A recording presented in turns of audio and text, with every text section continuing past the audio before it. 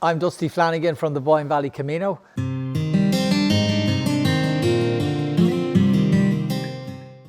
I'm here at the forum today, and I'm absolutely delighted to hear all the stories about how the promotion is going, and to hear really about how important the Camino is to the people of this area.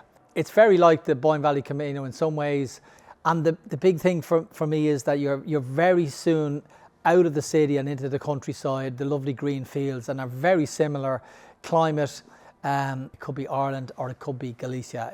They're very, very similar. We finish quite close to the coast. With an extra little walk, you can actually finish at the ocean.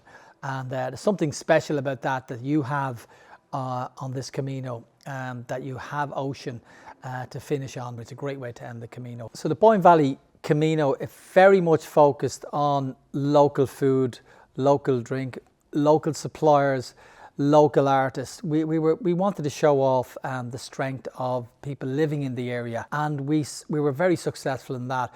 So our stamps were designed for the passport by local artists, and they become collector's items. And I think that's something that you could do here for this Camino, where you could engage with local artists to design stamps to represent some aspects of the landscape, of the history, or of the cities or towns.